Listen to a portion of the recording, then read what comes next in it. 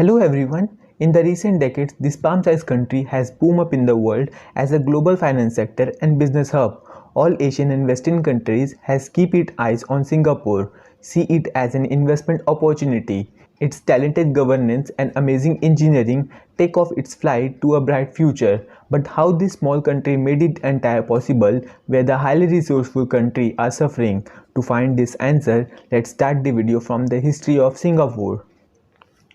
Singapore was under colonization of Britain and became part of Strait Settlement. Strait Settlement is a group of British territory located in the Southeast Asia were controlled by the British East India Company. The British governor Raffles arrived in Singapore on 28 Jan 1819 and soon recognized the island as a natural choice for the new port. Sultan Hussain, ruler of Singapore, would grant the British the right to establish a trading port on Singapore. A formal treaty was signed on 6 February 1819. This port is the base of all the development in Singapore today.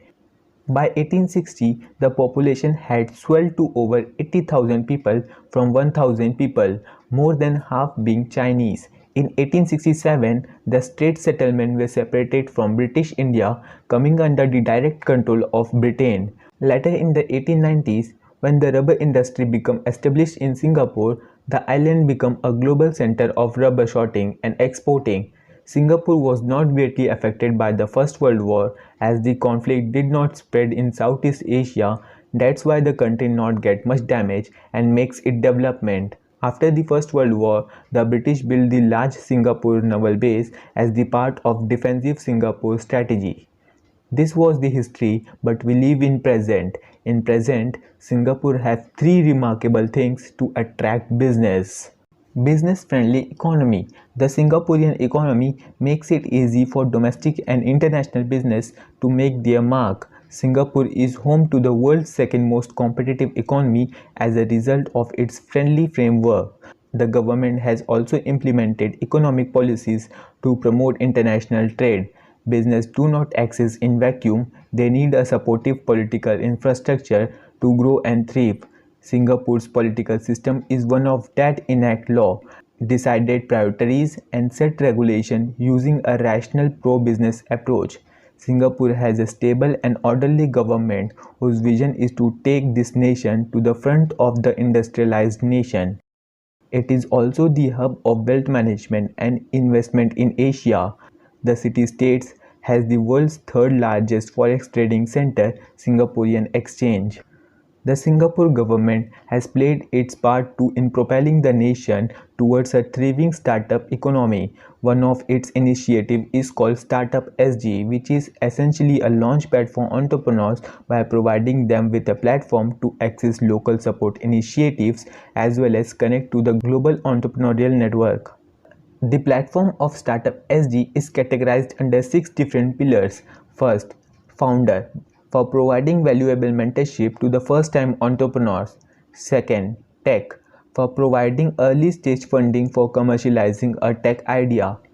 Third, Equity, which catalyzed equity investment for startup. Fourth, Accelerator, aiming to the enhancing capability of accelerator and incubators. Fifth, Talent, which guide entrepreneurs to how to attract and retain promising global talent as a part of their team. Sixth, Loan, which connects startups to much needed financing. Second, familiar mix of East and West.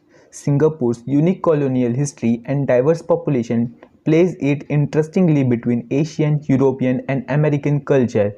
As a former British colony, Singapore's legal, administrative and taxation frameworks resembles US and UK model.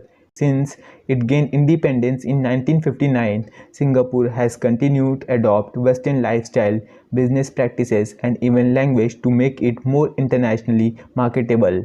But that isn't to say that Singaporeans are trying to become more Western. There remains a proud Asian culture and many have criticized the government on policies that seem to be negatively affecting the island's cultural heritage. However, many argue, including the World Bank, that Singapore has expertly struck a balance between East and West that accepts all and alienates none. especially in area of the world that can seem so foreign. Singapore offers a comfortable yet unique business and social environment. For US small business, these small similarities can make all the difference when working internationally. Third, attractive tax law. Singapore is known to have a great personal tax law, but this really only applies to Singaporean residents, so your supplier is probably getting a great trade. For international businesses, Singapore offers corporate tax rate that below other countries out of water. For the first 3 years of taxable income, non-residents corporate are free from an obligation from taxes. The Singaporean government also introduced double taxation avoidance agreement which protects Singaporean suppliers from accumulating tax on profit that made overseas.